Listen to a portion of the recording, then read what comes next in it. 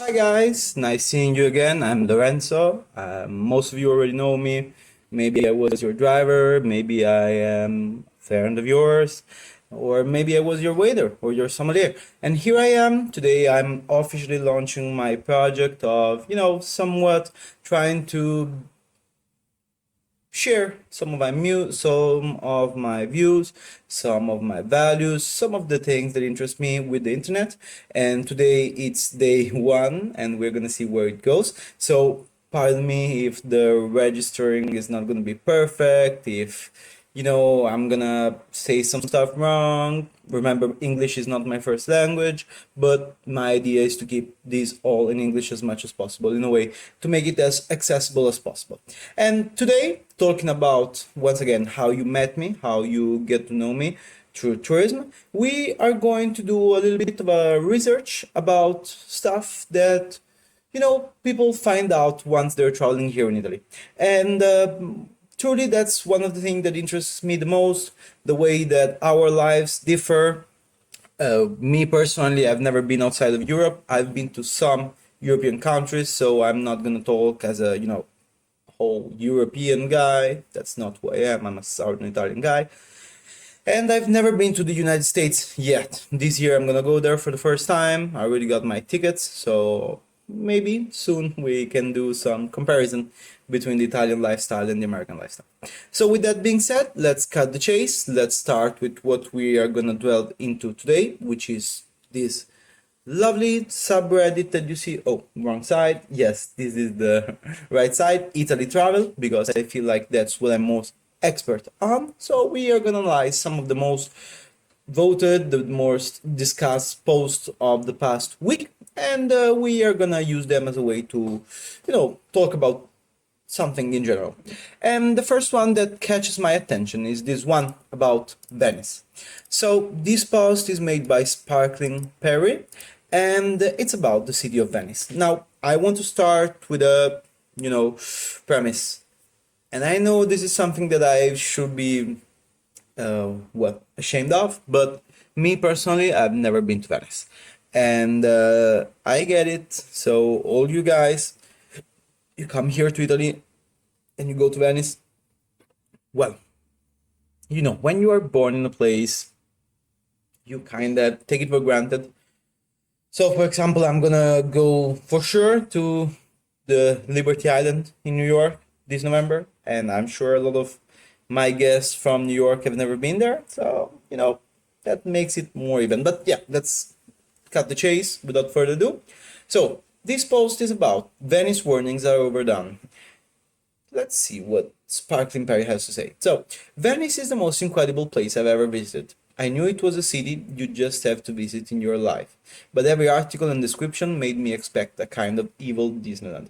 Well, to be fair, that's kind of my opinion as well. But yeah, let's read the rest of the post and see what this guy has to say. So, a must see because of its incredible geography, but a twee, smelly, overpriced place where the locals all hate you. Okay, and to my surprise, it's a wonderful and functioning but utterly unique city. The sheer scale, even of just the main island, is staggering, okay? There's enough competition between all the cafes, the bakeries, the gelato shop and restaurants, that there is perfectly wonderful food available at touristy but not ridiculous prices. So, about that, I was checking this with a friend of mine the other day because, the Venice shop owners made like complaints about the fact that the tourism is not going too well and they're not going to be able to sustain the cost of their activities. So out of curiosity, we went on and checked some of the prices of the restaurants, the cafes in Venice, and that's what we are going to do now because once again I want to make some comparison. So yeah, let's go to maps. Here it is. And yeah, this is Naples, more or less where I live. But for this, we are gonna go way north. Here we are, Venice. This is the one.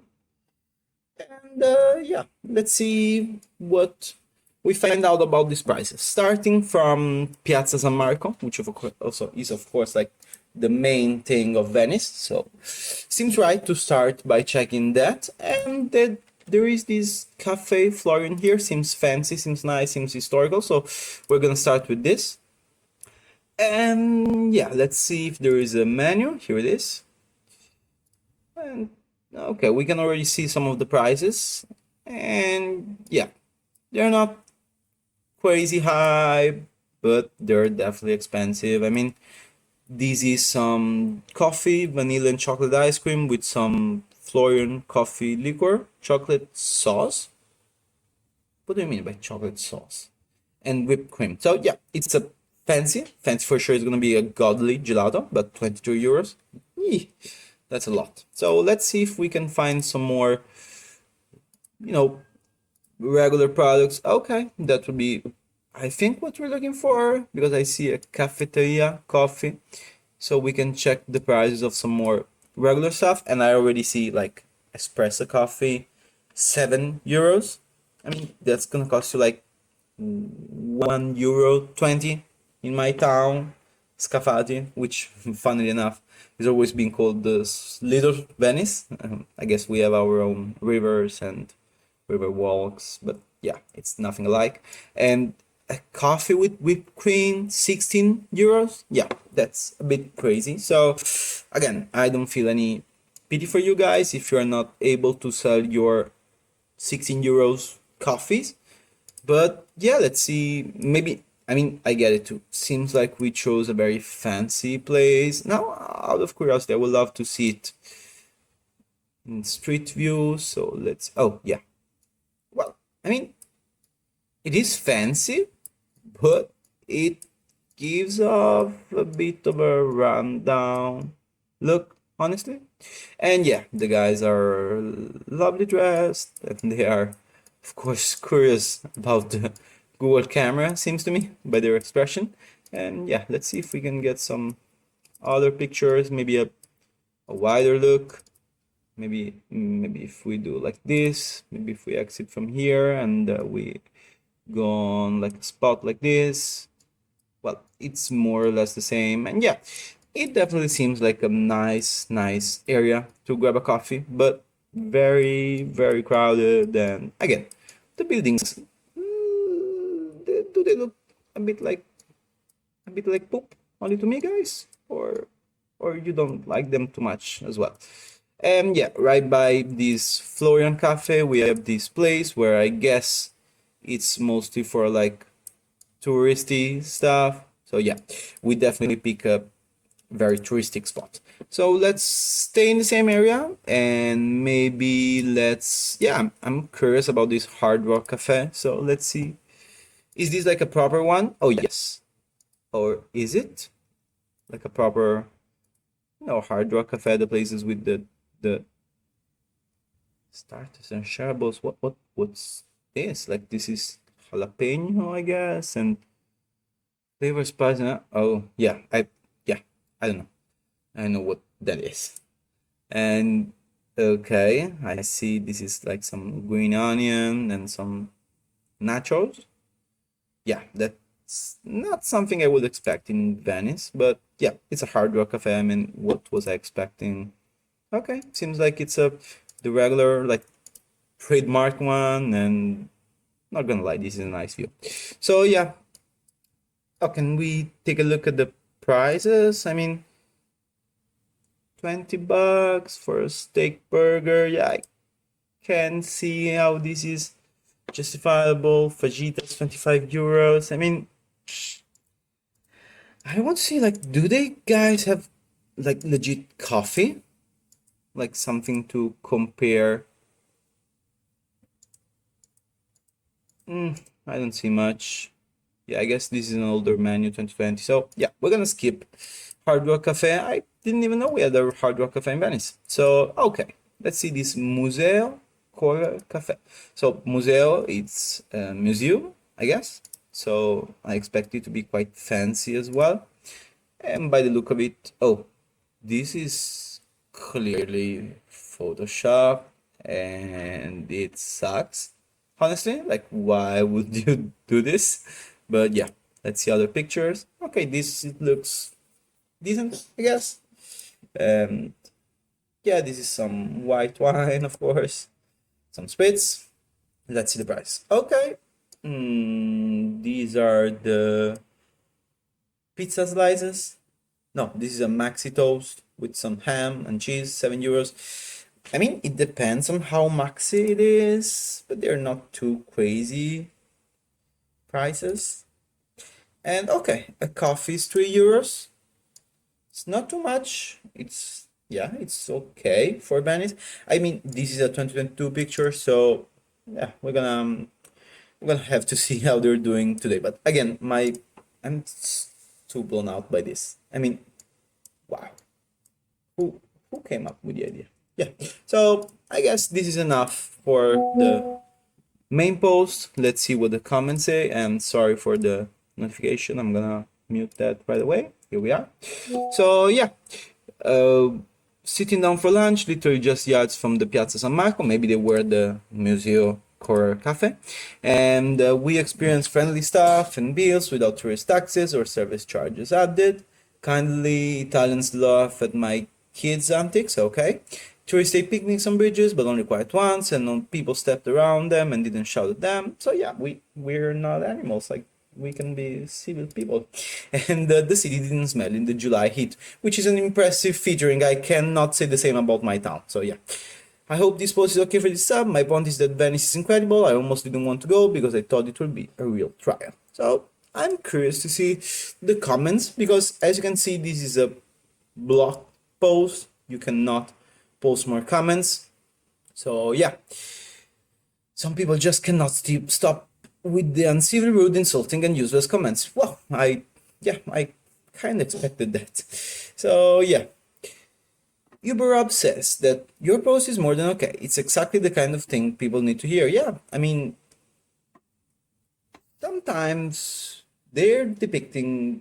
I feel like in America there is a sense of depicting Europe as a very snobby country. Sometimes some people, for political purposes, they even go out of the way to say that we are like uncivilized and I guess run by migrants. But I think if you come here, you will find out it's not really the case.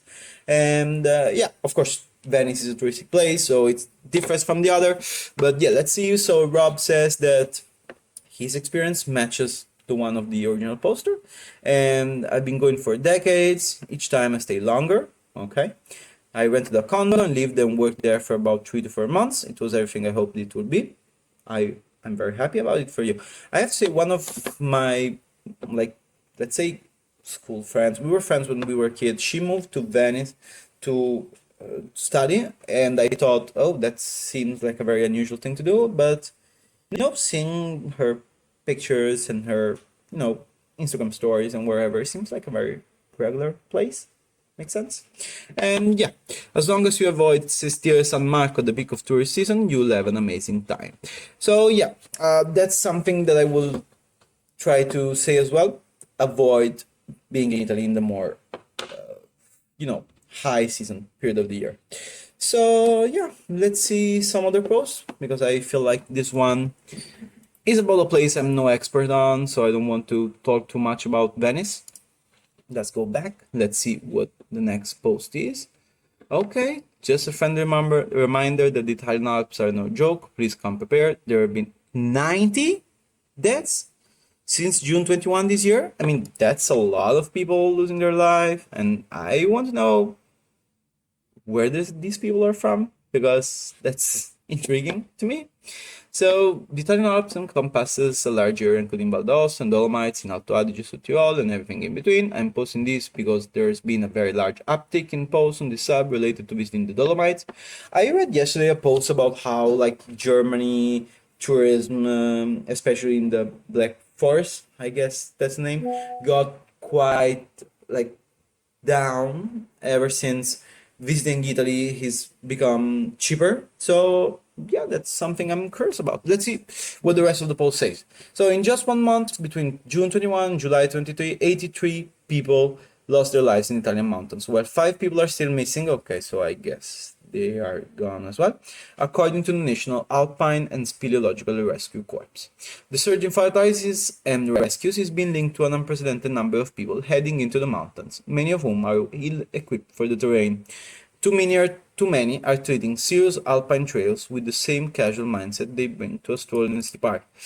I can see that. I can see that. I mean, I see people going up on Mount Vesuvius because you can hike all the way to the crater, and they go there with like high heels, and usually they don't have the best time. And Mount Vesuvius is just like what, 500, no, less, yeah, something around 500 meters tall, maybe 600, while the Alps are like 4,000 meters, something like that. So yeah, and also the atmosphere there being, less dense, maybe you kind of get that high, like, yeah, I'm gonna be able to climb here, and all of a sudden you are falling down.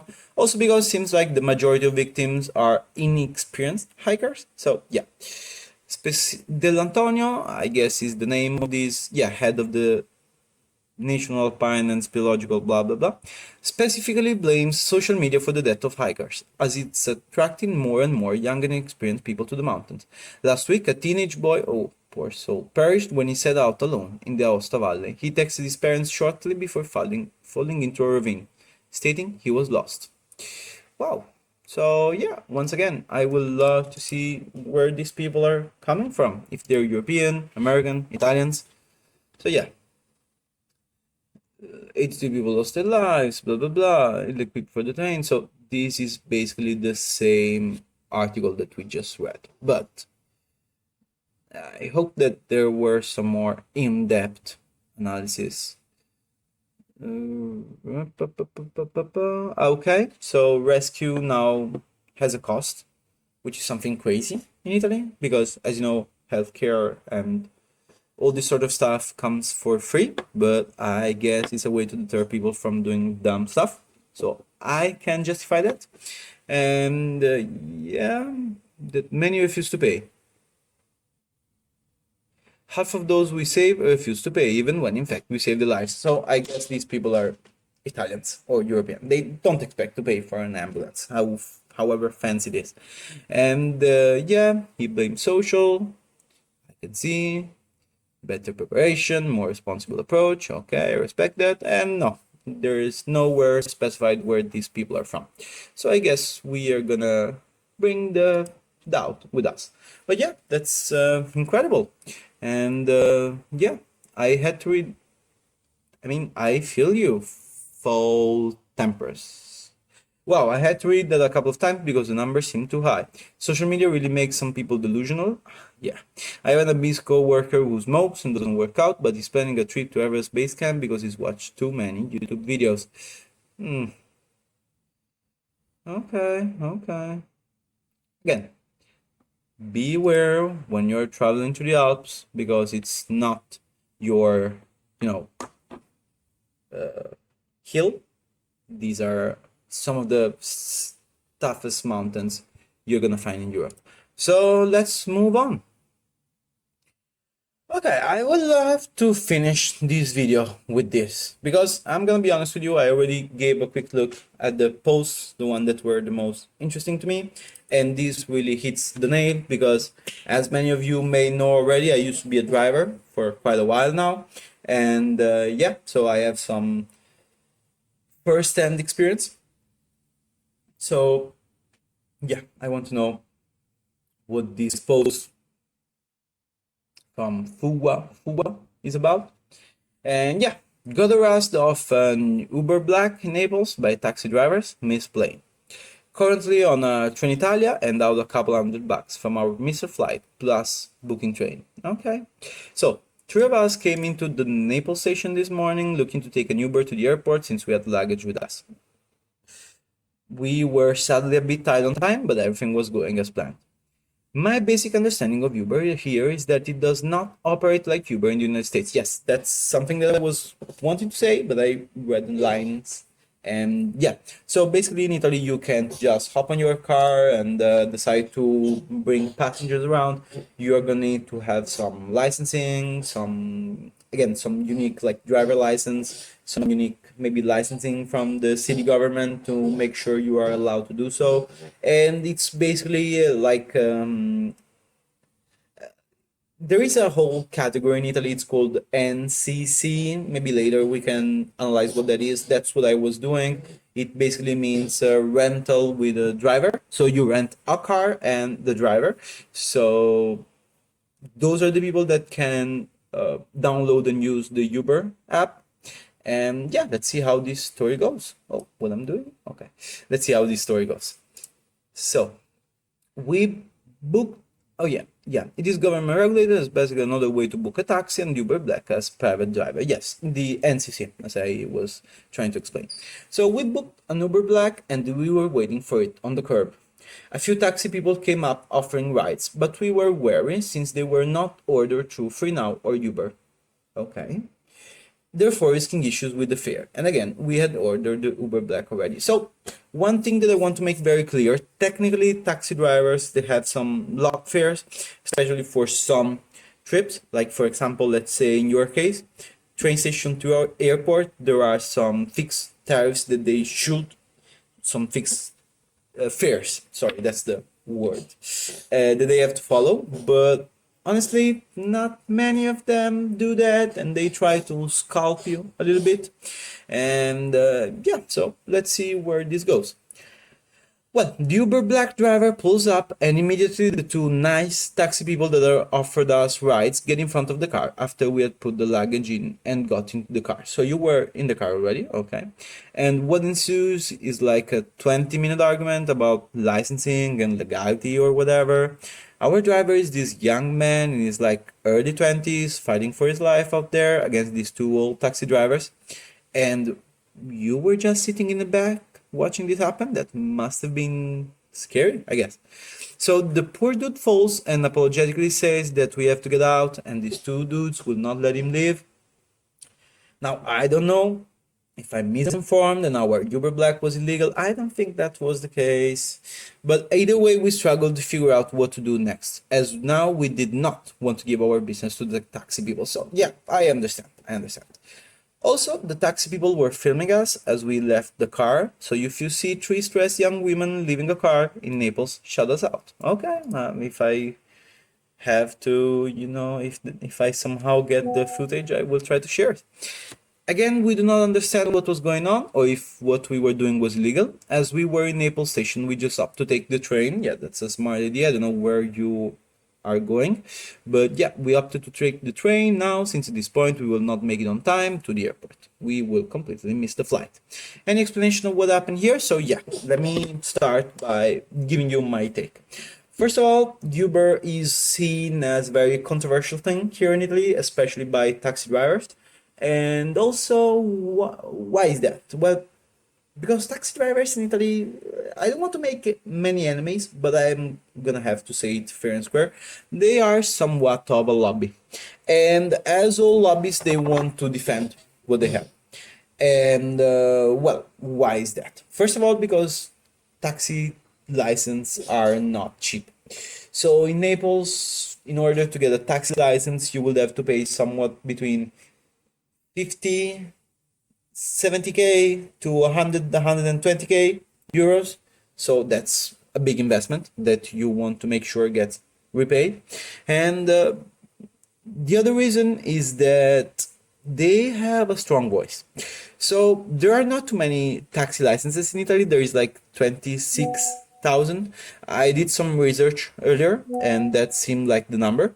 And well, only in Rome there is almost 8,000 of them.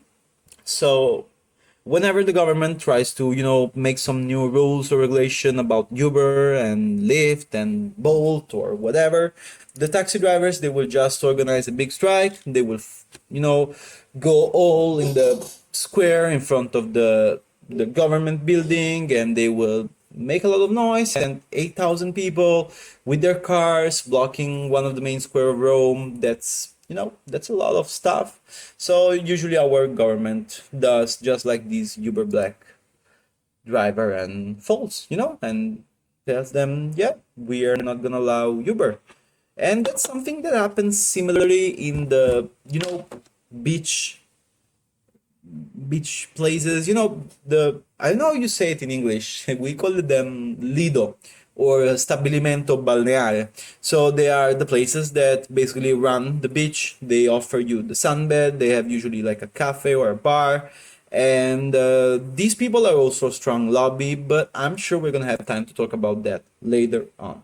So now I want to read some of the comments that we can find under Fuwa post, starting from Old Man Wolfen, that tells us how in Italy there is no standard Uber service. Uber Black is a premium service, and only Uber service legally authorized to operate in Italy. Again, as I told you, you need to have a license as a NCC, noleggio con conducente, which means that you're gonna have to get yourself a couple of licenses, and your car needs to have a license as well. So yeah, taxi lobbies in Italy are fighting hard to force the government to fully outlaw Uber from the Italian market to preserve their monopoly. Sadly, many taxi drivers, especially in the south and touristic areas, are behaving more like thugs than professionals. I can confirm this.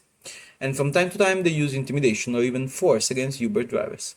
While I fully understand why you didn't, in those cases the only correct thing to do is to call the European emergency number and tell the operator what is happening. Your Uber driver folded because he didn't want to face two aggressive thugs, but in reality the two taxi drivers would have folded if a police cruiser happened to pass nearby. So, yeah, first of all, that's true. Sometimes some taxi drivers can act like thugs. So I've been myself in a situation when I was a driver.